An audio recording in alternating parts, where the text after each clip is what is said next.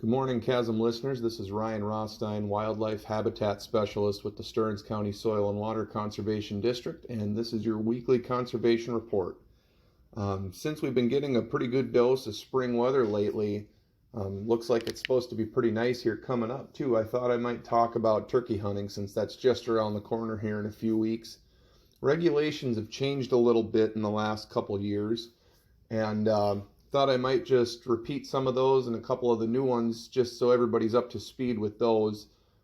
If you're hunting with firearms for turkeys, you no longer have to apply for permits at all.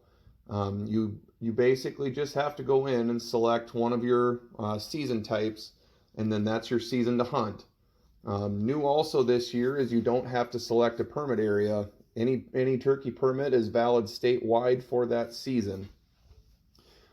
If you're an archery hunter or a youth hunter, you have the entire season to hunt and you're not restricted to just one time period like general season firearm hunters are.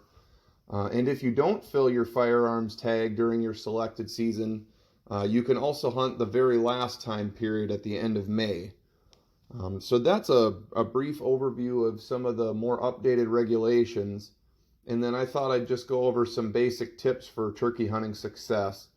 One of the biggest things is getting out and finding where the birds are. Turkeys are kind of like deer in that they tend to have some patterns that you can pick up on. So figuring out where the birds are is a big part of it. Figuring out where they're coming down to strut, figuring out where the hens are feeding, and especially figuring out where the turkeys are roosting. That can be a big factor in success. It's a lot easier to hunt them if you know where the birds are at.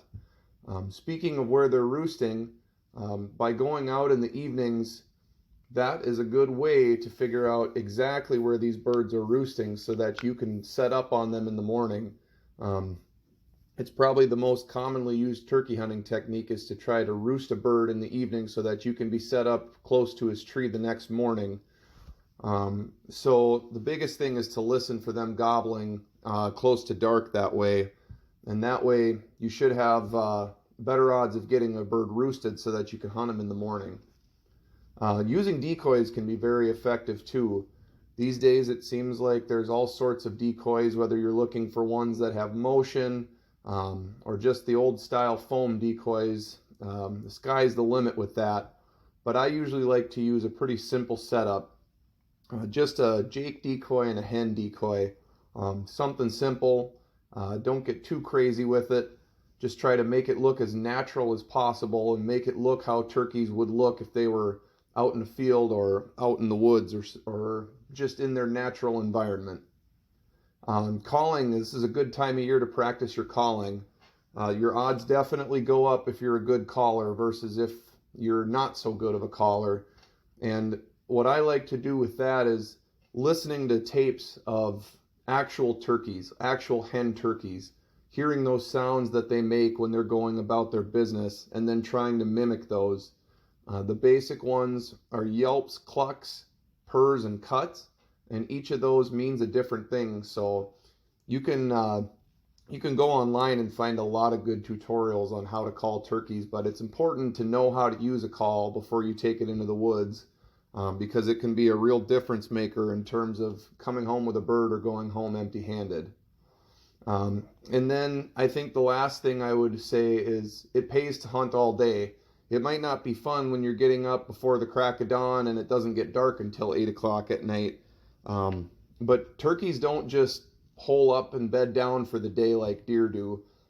Turkeys are always kind of loafing through the woods. You know, they have their feeding times during the morning and the afternoon, but they're always kind of loafing around. And I've had it happen several times where late morning, all of a sudden a bird will start gobbling, and you can then maybe put a move on them or call them into you. So it pays to be out there. You're not going to get them from the couch, and the more effort you put in, typically the better the results you'll have.